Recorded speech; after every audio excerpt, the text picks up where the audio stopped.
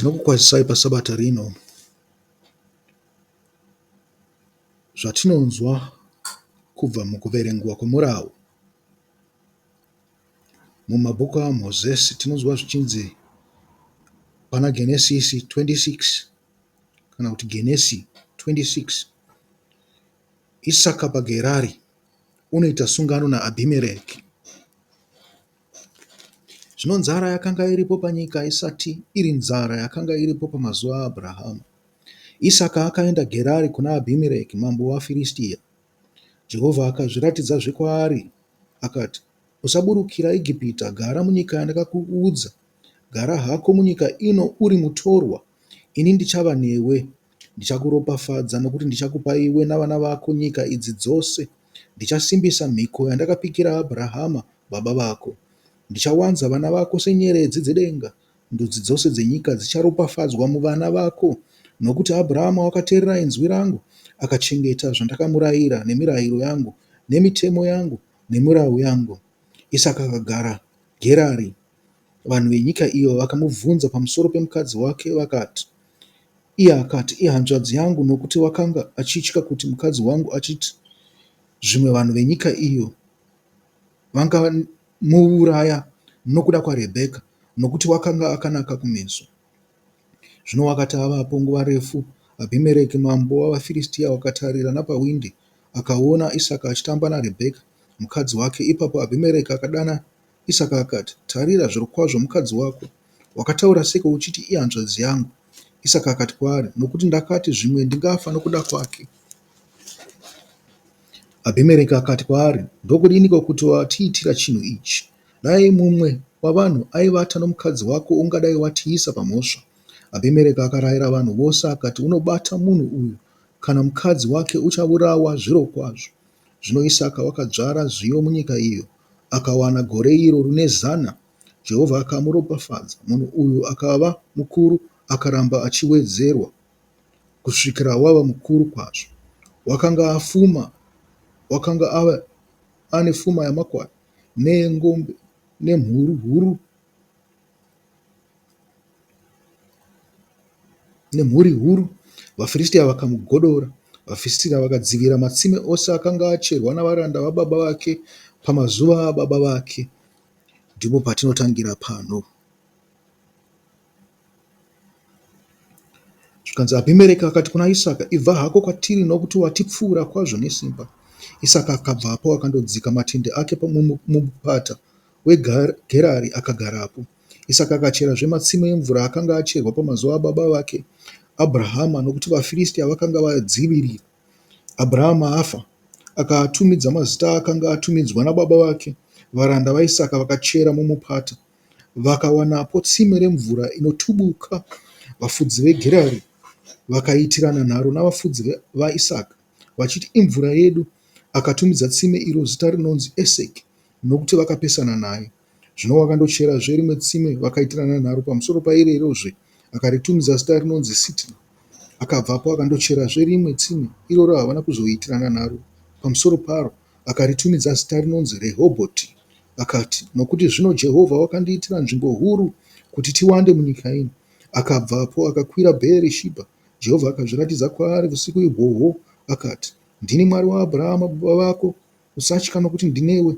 Ndichakuropafadza nokuwanza rudzi rwako nokuda kwaAbhurahama muranda wangu. Akavakapo atare akanamata zita raJehovha, akadzika tende rake ipapo. Varanda vaIsaka vakacherapo tsime. Ipapo Abhimereki akaenda kwaari achibva Gerari, ane shamwari yake Ahuzati naPikori, mukuru wehondo yake.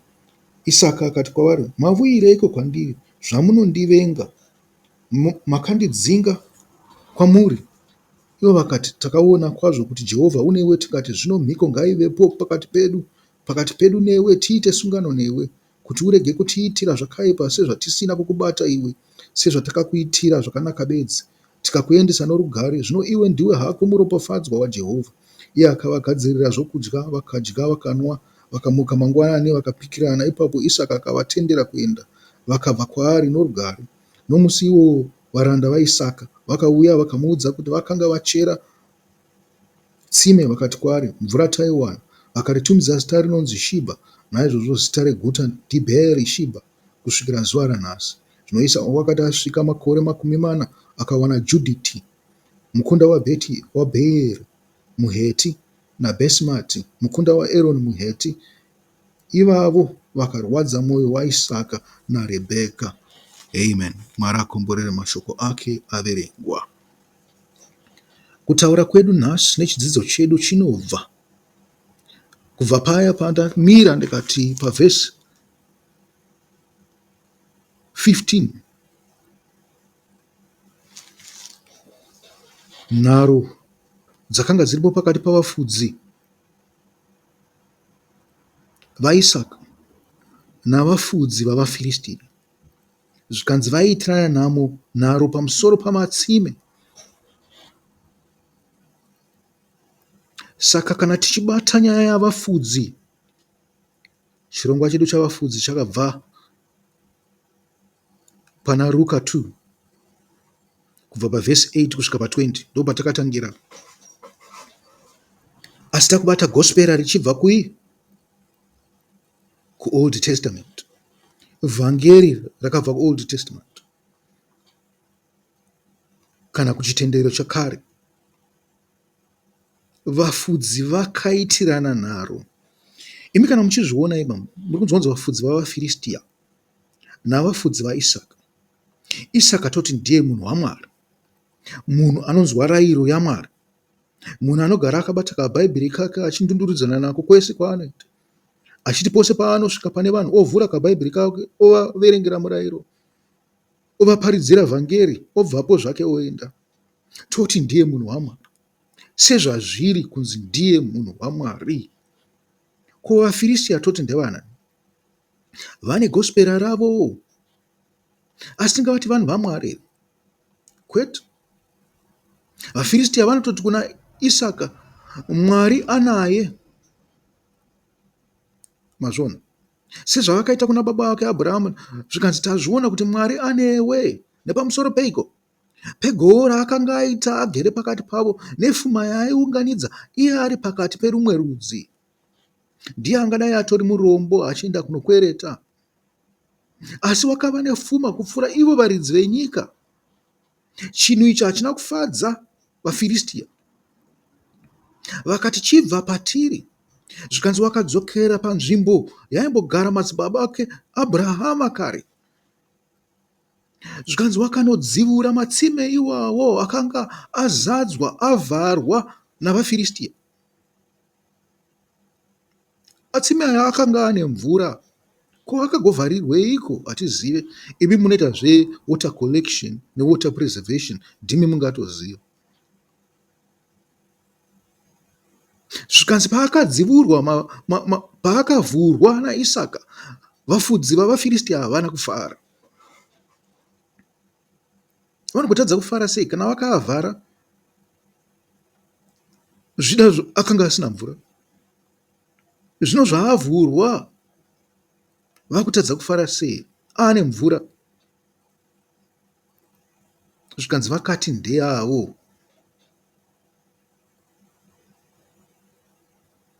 Zvikanzi matsime api iwawo?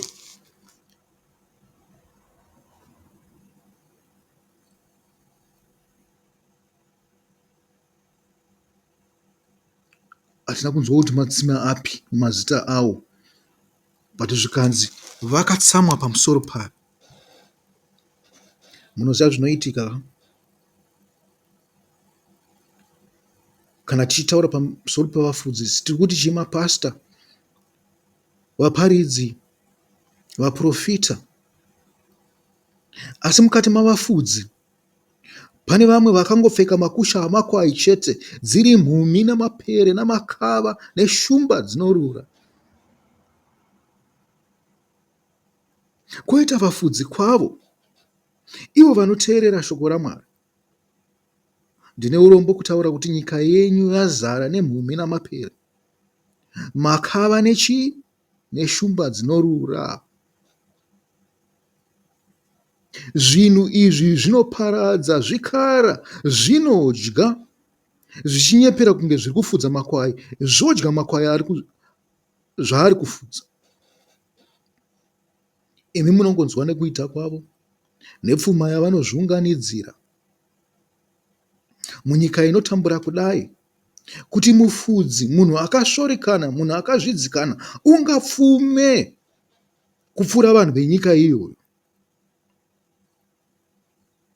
Imi handizivi kuti chii chakakukwidibirai, saka munongozvitenda mozvigamuchira. Ko, ini ndichashora vafudzi vaya vari kukutya here? Handingavashore, nekuti vari kukubhadharisai for the entertainment yavari kukupai. Vakuita sana mukadota, sana kapfupi.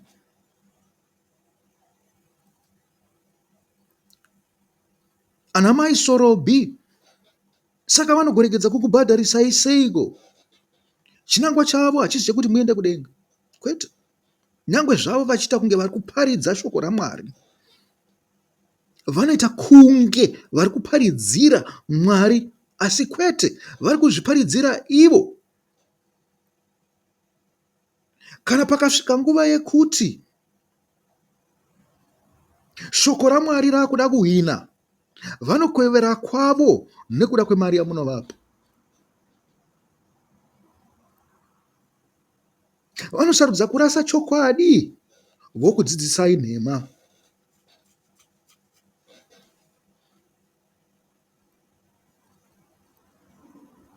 Matsime akanga avharirweikwa? Matsime ezvokwadi aAbhurahama akavharwa nekuti akanga achivhura meso avanhu. Vanhu vakanga vakuziva chokwadi, saka vafudzi vaya venhema vakati, kwete, tingaruze vanhu, yatidzivirei matsime aya. Makwai aregedza kumwira pamatsime aya, amwire pamatsime atinawo isusu atakachera.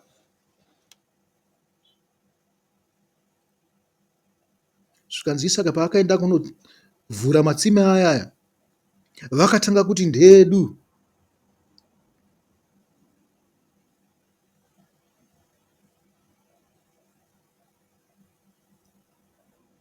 Muri kuzvinzwa ka?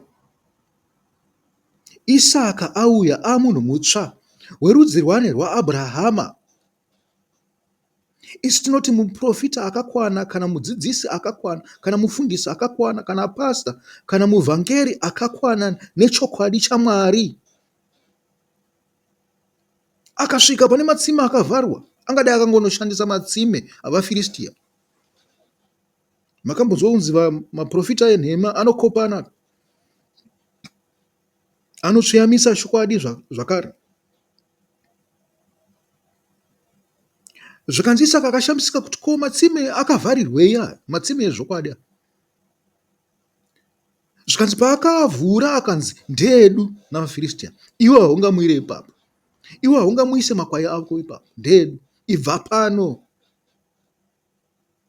Nyangwe zvavo vakanga vachisingaendese makwai avo kunomwira ipapo, vakanga vasingade kuti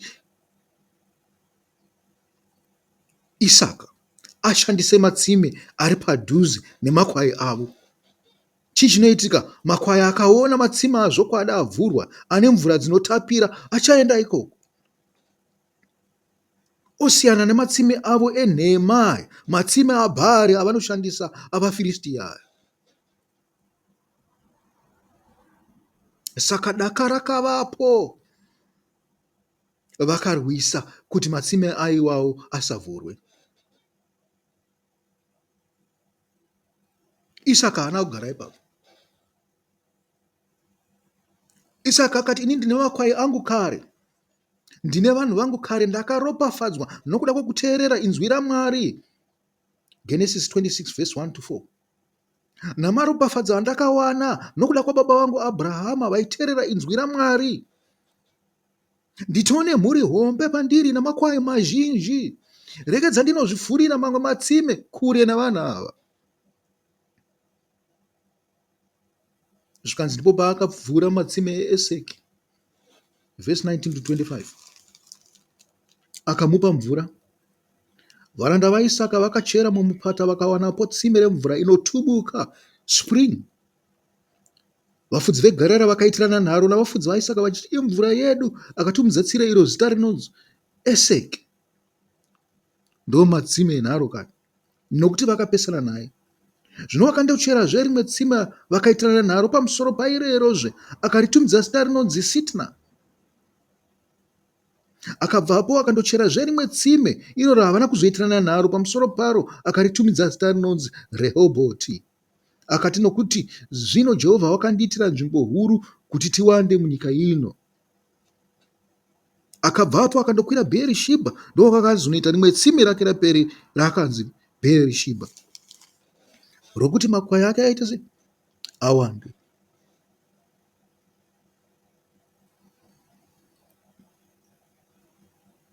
Kuvhurirwa matsime kwakangofananawo nekuvhurirwa zvakavanzika zvaMwari zvirimo muBhaibheri, sezvandiri kungoitirwawo izvozvo. Ini ndinotofara nechidzidzo ichi. Imi mungatadza kufara nacho, asi ini ndinechifara nacho nekuti ndini ndadzidza. Imi ndakutongokuudzaiwo zvandadzidza. Muri kuona? Ini ndinofara nemvura dzetsime riri kubva muBhaibheri iri. Asi vamwe vangakupikisai vakaitasana nharo nemi vakati, iri tsime iri nderedu, hamufanirwe kumwira ipapo. Imimi mwirai pamatsime atinokupai.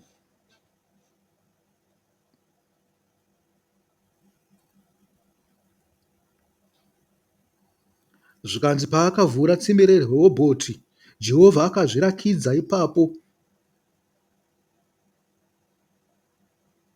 paBheerishibha.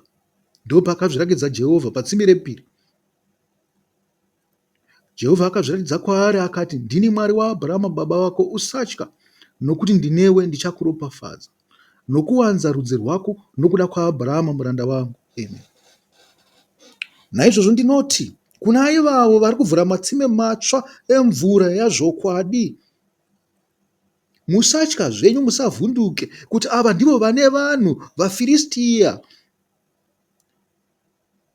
vakavhurira vanhu matsime aBhaari, ndivo vane ruzhinji rwose. Nekuti Jehovha ari kuti, ndichakuwanzai, ndichakuitira rudzi rukuru, musatye zvenyu kuti hamuna chamunacho iko zvinezvo. Kana makaita mumwe chete anoteerera, zvakatokwana. Jehovha ari kufara pamusoro penyu kupfuura pamatsime aBhaari. Vanga vane ruzhinji, vanga vane gurusvisvi, vangazadze stadium yeNational Sports Stadium.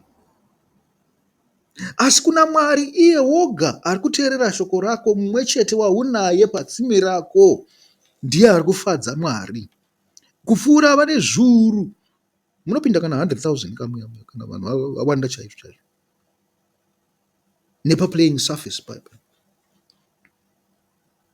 panotambira vanhu bhora nepamatracks paya. Zvikanzi hazvinei kuti mune 100,000 vari kuita ruzha vari imomo, asi tsime randinoda iro ndiro rauri iwewe, raune munhu 1, ndiro tsime razvokwadi. Saka usavhunduke zvako. Unokwanisa kufa une vanhu 2 chete vanenge vachikuteverera. Mwari achafara pamusoro pako kupfuura kufara kwaakaita vaya vakavhura matsime aBhaari nokumwisa vanhu mvura dzaBhaari.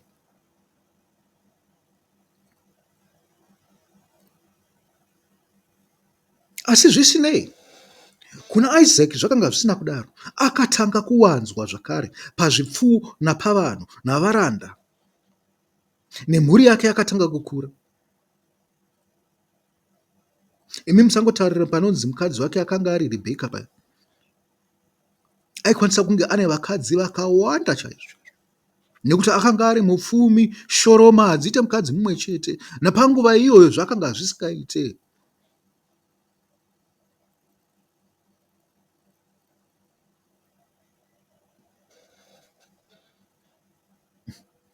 Asi makaenda pavhesi 26 kusvika pa33 munotanga kunzwa kunzi hanzi ndiAbhimereki kawo. Abhimereki mukuru wavaFiristia, mambo wavo, wakauya naFikori mukuru wehondo naAhuzati shamwari yake, vakati uya tiite chibvumirano. Bhaari akuda kuita chibvumirano naMwari. Ndo zvakarambwa naMwari zvichitaurirwa vana vaIsraeri pavakanga vopinda Ijipiti, zvikanzi musaite zvitenderano navo nekuti vachakudzidzisai kunamata vamwari vavo. Musatorera vana vavo, vanasikana vavo, vakomana venyu, vanakomana venyu, kana kupa vanasikana venyu kuvanakomana vavo, nekuti pakudyidzana ipapo muchadzidza kumwa mvura dzaBhaari, mukapesera makunamata Bhaari, mukandisiya ini ndakatsamwa pamusoro pavo. Zvikanzi ndiri Mwari anogoda, ndoda kungonamatwa ndiri ini chete. Handidi kuti mundinamate mugonamata zvimwe zvinhu. Asi imi zvandiri kutauriraiko zvino izvo hamusati mambozvinzwa here munyika yeZimbabwe? Hamusati mambonzwa vanhu vachiti imi mune ganda dema here, muri vanhu, munogosiyireiko zvinhu izvi? Vanhu vari kuita izvozvo in'anga dzavaprofita, in'anga dzavafundisi, vari kuwanza uroyi, vokuroyai voti tokuroyonorai.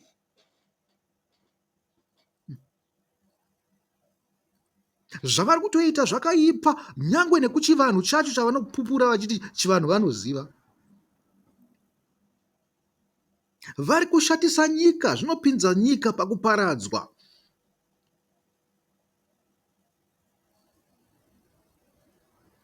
Chitori chitema chiri wese pane kutongosiya vanhu vachinamata zvavo Mwari. Kana pane vanenge vasarira, vanenge vachida zvechivanhu, voenda ikoko, kwete kunovhiringa mvura tsvene, mvura dzazvokwadi zviri kuitwa navaprofita n'anga idzi.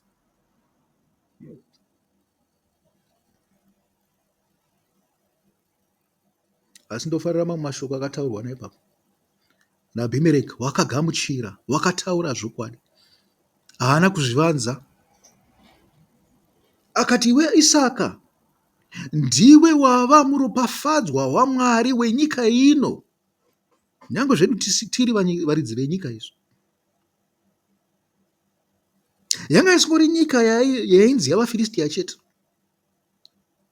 nenyika dzavaAmori, nyika dzakanga dzakakomberedza, zvikanzi ndiwe wava muropafadzwa waMwari wedunhu rino. Okay, tingati isu Abhurahama akanga akaropafadzwa, uyezve vaizviziva kuti akaropafadzwa naMwari. Ko, akanga akaropafadzwa Abhurahama asati apo ndiani? Ndokuti musazofuriri kana muchingofunga kuti rudzi rwaIsraeri rwakaropafadzwa, kuti vanhu vaIsraeri ndo vakatanga kupuhwa nyika iyi. Kwete, panga patone mamwe marudzi akanga akaropafadzwa naMwari kubva Adhamu achipinda panyika. Mwari aitongobvisa maropafadzo kubva pane rumwe rudzi achiendesa pane rumwe. Imi munoziva zvinoita machifu enyu chaizvo chaizvo, kuti machifu enyu mamwe avako mazuva ano aya ane hundyire, haazi pachokwadi.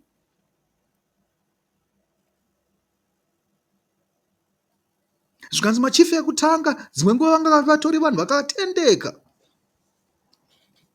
nyangwe zvavo vainzi vamwe vavo vakanga vari vatengesi. Chandiri kutaura ndechekuti chigiji akazvara chimwanda-mwanda. Zvirere pakatanga nechimwanda-mwanda paizova nechigiji. Asi zvino pangova nemagenerations ezvimwanda-mwanda pakati pamadzishe atinawo mukati menyika yeZimbabwe. Hakuna unomira pazvokwadi, vakamwa mvura dzaBhaari. They are corrupt. Ndizvo zvakafananawo nemakereke atinawo. There is corruption in the churches. Hazvina kuti waenda kuMethodist Wisiri, waenda kuMethodist American, waenda kuDutch Reformed, waenda kuSabbaton, waenda kuna Makandiwa, waenda kuna Chiwenga, waenda kupi, kumakereke ose, Roman Catholic, waenda kupi, kune corruption. Nekuti vanhu vakamwa mvura dzaBhaari.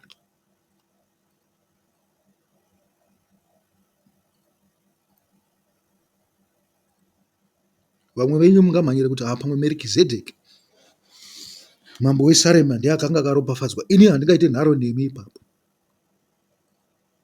nekuti ndinoziva kuti vaIsraeri havazivo vekutanga kupinda muKenani. Abrahama akanga asiri wokutanga kupinda muKenani. Abrahama aitoziva kuti Merikizedheki wakaropafadzwa naMwari, akamuita muprista mukuru. Ko Abrahama akanga asiri muprista, akanga asingataure naMwari direct here. Akanga ari muprista wemhuri yake, asi akatoziva kuti kusvikira pamwe munhu uye afa, zvichida pamwe nevanakomana vake vanozomutera kana 2 kana 3 vafa, ndo pandichazoitawo mukuru pano. Haana kuda kumhanya, nyange zvairakidza zvake kuti Mwari anaye, haana kuda kumhanya kunotora chinzvimbo. Akati kwete, regedza ndimirire nguva yaMwari. Mwari akataura kuti vana vangu vachatambudzika kwemakore 400 vari varanda munyika yeIjipita, zvichireva kuti ini ndichatobviswa panyika ino kupfurikidza nezvizvarwa zvangu. Vachazotonodzorwa ikoko naMwari vozopuhwa nyika ino yeKenani. Akazvigamuchira akati kururama ngakuite sei? Ngakuzadzikiswe.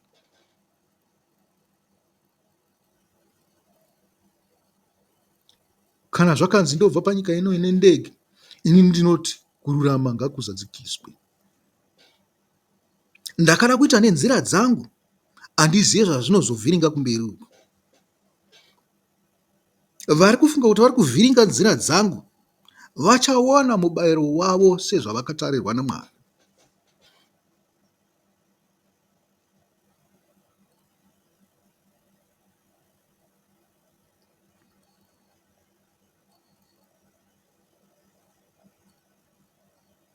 I think chimwe chinhu chikuru chatangowana ipapo ndechekuroorerana vematongo, kuti sei zvichinzi kuroorerana vematongo.